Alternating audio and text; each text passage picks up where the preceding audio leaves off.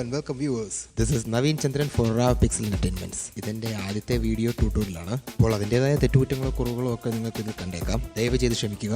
നിങ്ങളുടെ വിലയേറിയ നിർദ്ദേശങ്ങളും അഭിപ്രായങ്ങളും എനിക്ക് കമൻറ്റായി പോസ്റ്റ് ചെയ്യുക. ഇന്ന് നമ്മൾ ചർച്ച ചെയ്യുന്നത് ഫോട്ടോഷോപ്പിൻ്റെ ബേസിക്സ് മാത്രം അറിയാവുന്ന ഒരാൾക്ക് എങ്ങനെ ഫോട്ടോഷോപ്പിൽ ഒരു ചിത്രം വരയ്ക്കാൻ പറ്റുമെന്നുള്ളതാണ്. നമ്മളൊരു ഡാർക്ക് നൈറ്റ് സീനാണ് ഇന്ന് വരയ്ക്കാൻ ഉദ്ദേശിക്കുന്നത്. ഇവിടെ നിന്നും ഇവിടെയാണ് നമുക്ക് ശരിക്കും എത്തേണ്ടത്. ആദ്യമായി ഒരു ബ്ലാങ്ക് പേജ് ഓപ്പൺ ആക്കാം. ഞാൻ നൽകിയിരിക്കുന്ന സൈസ് നിങ്ങൾക്ക് കാണാം. 1500x800 150 റെസല്യൂഷനാണ് ഞാൻ നൽകിയിരിക്കുന്നത്.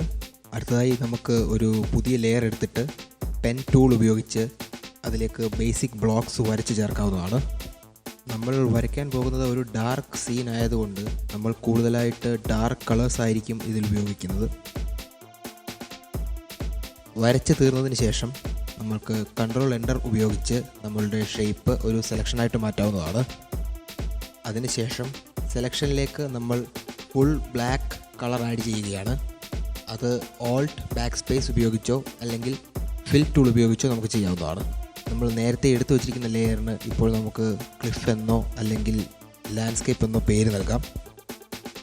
അടുത്തതായി വീണ്ടും ഒരു പുതിയ ലെയർ നമുക്കെടുക്കാം.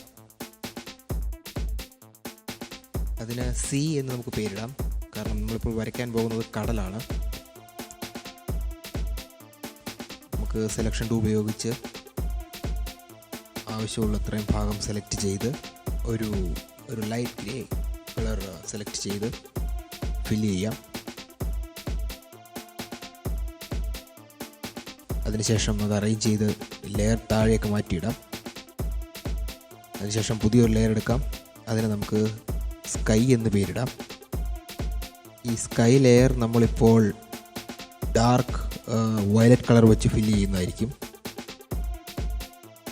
വയലറ്റ് അല്ലെങ്കിൽ ബ്ലൂ ആയാലും അതിൽ കുഴപ്പമില്ല. കാരണം വർക്ക് കഴിയുമ്പോൾ നമ്മൾ കളർ കറക്ഷൻ ചെയ്ത് നമുക്കിഷ്ടമുള്ള കളറിലേക്ക് ഇന്ന് എത്തിക്കുന്നതായിരിക്കും.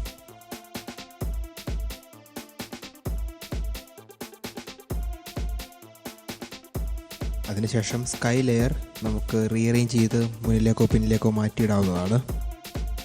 അടുത്തതായി നമ്മൾ സ്മഡ്ജ് ടൂൾ ഉപയോഗിച്ച് ഇപ്പോൾ വരച്ച് നിർത്തിയിരിക്കുന്ന ബ്ലോക്സിൻ്റെ എല്ലാം എഡ്ജ് സ്മൂത്ത് ആക്കാൻ പോവുകയാണ്. സ്മഡ്ജ് ടൂൾ ശരിക്കും ഒരു വളരെ പവർഫുള്ളായിട്ടുള്ള ടൂളാണ്. റീഷേപ്പ് ചെയ്യാനും കഴിയും, അതേസമയം സ്മൂത്ത് ആക്കാനും കഴിയും. ഒരു ആർട്ടിസ്റ്റിക് ലുക്ക് മൊത്തത്തിൽ വരുത്താൻ വളരെ നല്ലൊരു ടൂളാണ് സ്മഡ്ജ് ടൂൾ. സോ ഇന്നത്തെ നമ്മുടെ tool of the tutorial will be smudge tool. ക്ലിഫിൻ്റെ എഡ്ജസ് മാത്രമല്ല, അതേസമയം നമുക്ക് വരച്ചെടുത്തിരിക്കുന്ന സിയുടെ എഡ്ജസും സ്മഡ്ജ് ടൂൾ ഉപയോഗിച്ച് തന്നെ അല്പം വേവി ലുക്ക് വരുത്താവുന്നതാണ്.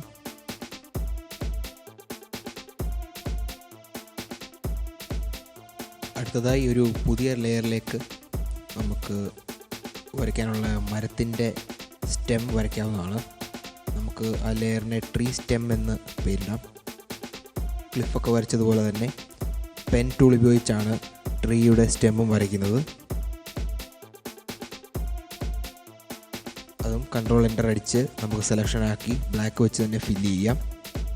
നമ്മൾ മുമ്പ് പറഞ്ഞതുപോലെ തന്നെ നമുക്ക് സ്മഡ്ജ് ടൂൾ ഉപയോഗിച്ച് സ്റ്റെമ്മിൻ്റെ എഡ്ജസ് എല്ലാം സ്മൂത്താക്കാം. അതിൻ്റെ ഷാർപ്നെസ് അല്പം കുറയ്ക്കാം. അടുത്തതായി നമുക്കൊരു പുതിയ ലെയർ എടുത്ത് അതിന് ലീവ്സ് എന്ന് പേരിടാം. ബ്രഷ് ടൂൾ ഉപയോഗിച്ചാണ് നമ്മൾ ലീവ്സ് വരയ്ക്കാൻ പോകുന്നത്. ഇപ്പോൾ ഞാൻ സെലക്ട് ചെയ്തിരിക്കുന്ന പോലുള്ള ബ്രഷ് നിങ്ങൾക്ക് സെലക്ട് ചെയ്യാം. അതിനുശേഷം ഇടതൂർന്ന് കിളുത്ത് നിൽക്കുന്ന ഇലകളുടെ ഷേപ്പ് നിങ്ങൾക്ക് വരച്ച് ചേർക്കാവുന്നതാണ്. അടുത്തതായി ഒരു പുതിയ ലെയർ എടുത്ത് നമുക്കതിന് ബ്രാഞ്ചസ് എന്ന് പേര് നൽകാം. ചെറിയ ശിഖരങ്ങളാണ് അടുത്തതായി വരച്ച് ചേർക്കാൻ പോകുന്നത്. 5 അല്ലെ 9 പിക്സൽ വലുപ്പമുള്ള ചെറിയ ബ്രഷ് ഉപയോഗിച്ച് നമുക്ക് ശിഖരങ്ങൾ വരച്ച് ചേർക്കാവുന്നതാണ്. അടുത്തതായി സ്റ്റെമ്മ്, ലീവ്സ്, ബ്രാഞ്ചസ് മുതലായ 3 ലെയേഴ്സ് നമുക്ക് ഒരുമിച്ച് സെലക്ട് ചെയ്ത് കൺട്രോൾ ഇ അടിച്ച് അത് ഒരു ലെയറാക്കി മാറ്റാം. അടുത്തതായി നമുക്ക് ഒരു പുതിയ ലെയർ എടുത്ത് അതിന് ഗ്രാസ് എന്ന് പേരിടാം. ഗ്രാസും നമ്മൾ ബ്രഷ് ടൂൾ തന്നെ ഉപയോഗിച്ചാണ് വരയ്ക്കാൻ പോകുന്നത്. ഞാനിപ്പോൾ സെലക്ട് ചെയ്തിരിക്കുന്ന ബ്രഷ് നിങ്ങൾ കണ്ടിരിക്കും. ആ ബ്രഷ് സെലക്ട് ചെയ്തതിന് ശേഷം നമുക്ക് ഗ്രാസ് വരച്ച് നൽകാം.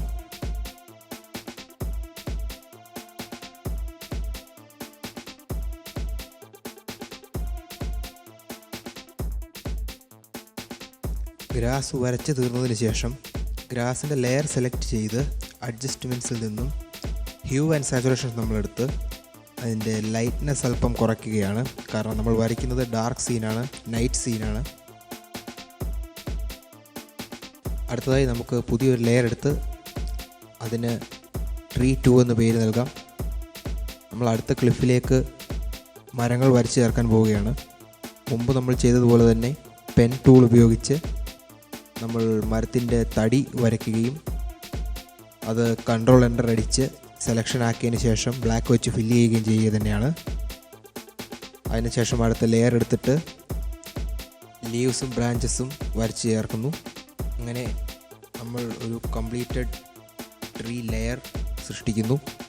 അടുത്തതായി ഒരു പുതിയ ലെയർ എടുത്തതിന് ശേഷം നമ്മൾ മുമ്പ് വരച്ച് ചേർത്തതുപോലെ തന്നെ ഗ്രാസ് വരച്ച് ചേർക്കുകയാണ്. ഇത്തവണ നമ്മൾ ഗ്രാസിൻ്റെ സൈസ് അല്പം കുറയ്ക്കും. നമ്മൾ ദൂരം കാണിക്കാൻ വേണ്ടിയാണ് ഇപ്പോൾ ഗ്രാസിൻ്റെ സൈസ് കുറയ്ക്കുന്നത്. അനാവശ്യമായി നമ്മൾ വരച്ചത് പുറത്തേക്ക് പോവുകയാണെങ്കിൽ നമുക്ക് എപ്പോഴും ഇരേസർ ടൂൾ ഉപയോഗിക്കാവുന്നതാണ്, മറക്കാതെ ഇരിക്കുക. അതിനുശേഷം നമ്മൾ മുമ്പ് ചെയ്തതുപോലെ തന്നെ കൺട്രോൾ യു അടിച്ച് അല്ലെങ്കിൽ ഇമേജ് അഡ്ജസ്റ്റ്മെൻറ്റ്സ് അതിൽ നിന്നും ഹ്യൂ സാച്ചുറേഷൻസ് എടുത്ത് ലൈറ്റ്നെസ് കുറയ്ക്കുന്നുണ്ട്. നമ്മൾ വരച്ചു ചേർത്ത ഗ്രാസിൻ്റെ ദൂരം കാണിക്കാനായി നമ്മൾ സ്മഡ്ജ് ടൂൾ ഉപയോഗിച്ച് അത് അല്പം ബ്ലറാക്കുന്നുണ്ട്.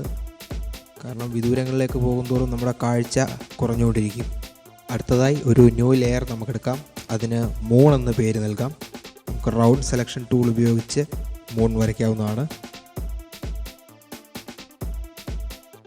അതിന് നമ്മൾ ഏകദേശം ഒരു ലൈറ്റ് ഗ്രേ കളറാണ് നൽകാൻ പോകുന്നത്. ലൈറ്റ് ഗ്രേ കളറിൽ നമ്മൾ മൂൺ വരച്ചു കഴിഞ്ഞു. നമുക്കത് റീഅറേഞ്ച് ചെയ്ത് സീയുടെയും ക്ലിഫിൻ്റെയും പുറകിലായിട്ട് സ്കൈയുടെ മുന്നിലായിട്ട് അതിനുശേഷം നമ്മൾ സ്മഡ്ജ് ടൂൾ ഉപയോഗിച്ച് ഷാർപ്നെസ് കുറയ്ക്കുകയാണ്. അടുത്തതായി നമുക്ക് ഷാഡോസ് ആൻഡ് റിഫ്ലക്ഷൻസ് ആഡ് ചെയ്യാം. ഷാഡോസ് ആൻഡ് റിഫ്ലക്ഷൻസ് വന്നെങ്കിൽ മാത്രമേ ഒരു ഫോട്ടോ അല്ലെങ്കിൽ ഒരു ഫ്രെയിം നമുക്ക് കൂടുതൽ അപ്പീലിംഗ് ആയിട്ട് തോന്നുകയുള്ളൂ. അടുത്തതായി നമുക്ക് ഒരു പുതിയ ലെയർ എടുത്ത് അതിന് ഷാഡോസ് ആൻഡ് റിഫ്ലക്ഷൻസ് എന്ന് പേര് നൽകാം. നമ്മൾ ആദ്യമായി ഷാഡോസ് നൽകാൻ പോകുന്നത് സ്കൈക്ക് വേണ്ടിയാണ്. അതിനായി നമ്മൾ സ്കൈയുടെ കളർ സെലക്ട് ചെയ്യുന്നു. അതിൽ ശകലം കൂടെ ലൈറ്റായിട്ടുള്ളൊരു കളർ സെലക്ട് ചെയ്തതിന് ശേഷം നമ്മൾ സ്മഡ്ജ് ടൂൾ ഉപയോഗിച്ച് അതിനെ സ്മഡ്ജ് ചെയ്യുകയാണ്. ഞാൻ മുമ്പേ പറഞ്ഞതുപോലെ സ്മഡ്ജ് ടൂൾ ഒരു വളരെ പവർഫുൾ ടൂളാണ്. നമ്മൾ സ്മഡ്ജ് ചെയ്യുമ്പോൾ നമുക്ക് മൗസിൽ ഫീൽ ചെയ്യാൻ പറ്റും, അല്ലെങ്കിൽ നമ്മൾ ഉപയോഗിക്കുന്ന പെന്നിൽ ഫീൽ ചെയ്യാൻ പറ്റും എങ്ങനെയാണ് അതിൻ്റെ വർക്കിംഗ് എന്ന്. സ്മഡ്ജ് ചെയ്യുന്നത് വളരെ ശ്രദ്ധാപൂർവം സമയമെടുത്ത് ചെയ്യേണ്ട ഒരു കാര്യമാണ്.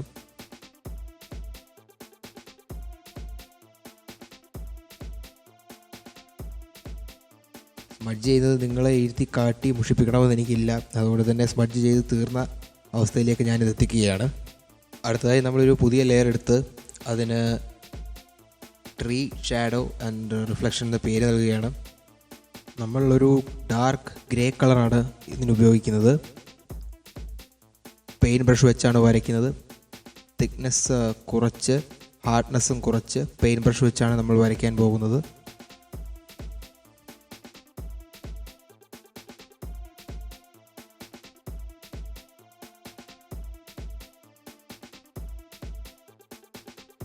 നമ്മൾ മുമ്പെല്ലാം ചെയ്തതുപോലെ തന്നെ സ്മഡ്ജ് ടൂളാണ് ഇവിടെ ഉപയോഗിക്കുന്നത്. പെയിൻറ്റ് ചെയ്തതിന് ശേഷം സ്മഡ്ജ് ടൂൾ വെച്ച് നമുക്കത് മരത്തിൻ്റെ ഷേപ്പിലേക്ക് എത്തിക്കാം, അതിൻ്റെ ഷാഡോസ്.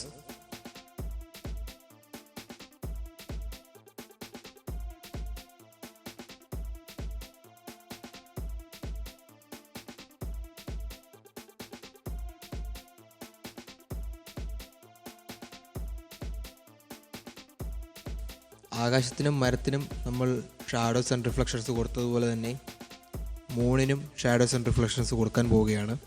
അതിനായി നമ്മൾ മൂണിൻ്റെ കളർ സെലക്ട് ചെയ്ത് അതിനേക്കാൾ അല്പം കൂടി ഡാർക്കായ ഗ്രേ കളറിൽ നിന്നും സെലക്ട് ചെയ്തതിന് ശേഷം ബ്രഷ് ടൂൾ ഉപയോഗിച്ച് അല്പം വരച്ചു കൊടുക്കുകയാണ്.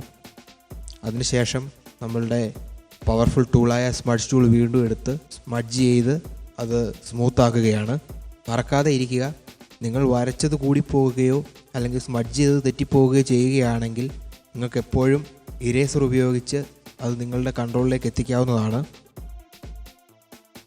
മൂണിൻ്റെ ഉള്ളിലെ ചെറിയ ചെറിയ ടെക്സ്ചറുകൾ നമുക്ക് ഇരേസർ വെച്ച് ഉണ്ടാക്കിയെടുക്കാവുന്നതാണ്.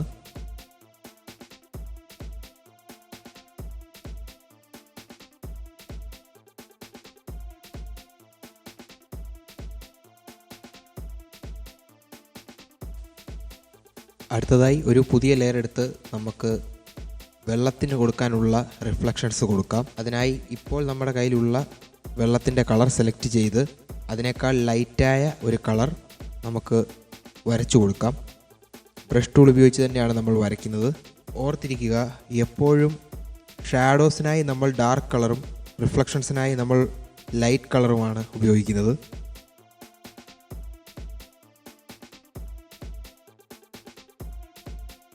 മുമ്പ് ഞാൻ പറഞ്ഞതുപോലെ സ്മഡ്ജ് ചെയ്യുന്നത് വളരെ ശ്രദ്ധാപൂർവം സമയമെടുത്ത് ചെയ്യേണ്ട ഒരു കാര്യമാണ്.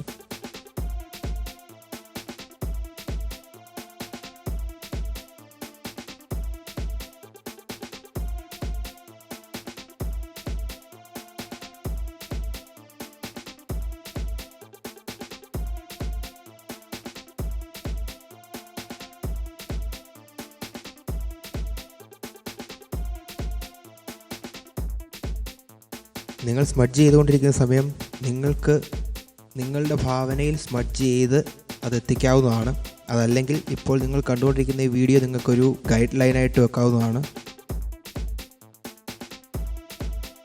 ഞാൻ സ്മഡ്ജ് ചെയ്ത് തീർന്നു കഴിഞ്ഞപ്പോൾ എനിക്ക് കിട്ടിയ റിസൾട്ട് ഇതുപോലെയാണ്.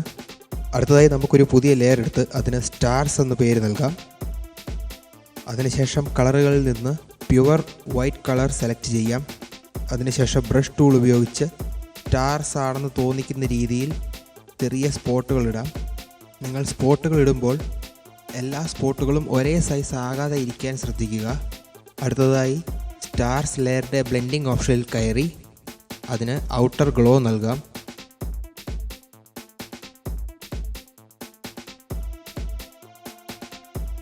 അടുത്തതായി സ്റ്റാർസ് എന്ന ലെയറിൻ്റെ ഒരു ഡ്യൂപ്ലിക്കേറ്റ് കോപ്പി എടുത്തതിന് ശേഷം അത് വെർട്ടിക്കലി ഫ്ലിപ്പ് ചെയ്ത് സ്റ്റാർസിൻ്റെ ഒരു റിഫ്ലക്ഷൻ പോലെ വെള്ളത്തിൽ നമുക്ക് വെക്കാവുന്നതാണ്.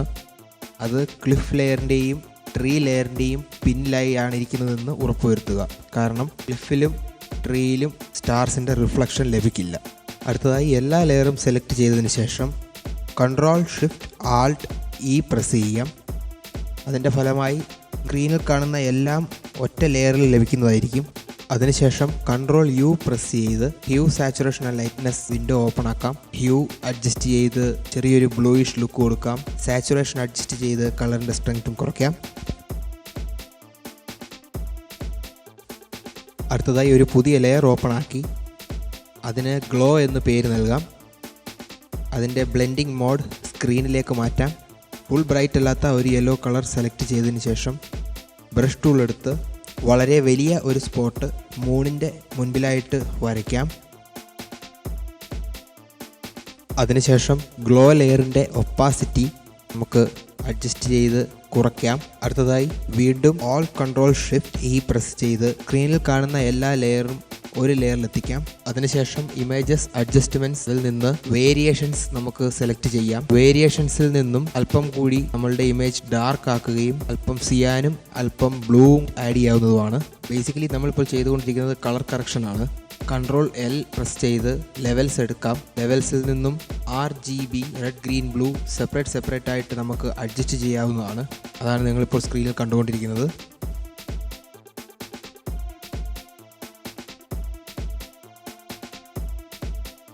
അതിനുശേഷം നിങ്ങൾക്ക് ഒരു ഡിജിറ്റൽ സിഗ്നേച്ചർ ഉണ്ടെങ്കിൽ അതും ആഡ് ചെയ്യാവുന്നതാണ്. ഇതോടെ നമ്മുടെ വർക്ക് നമ്മുടെ ഫൈനൽ ഔട്ട്പുട്ടിലേക്ക് എത്തിക്കൊണ്ടിരിക്കുകയാണ്. ഇതാണ് നമ്മുടെ ഫൈനൽ ഔട്ട്പുട്ട്.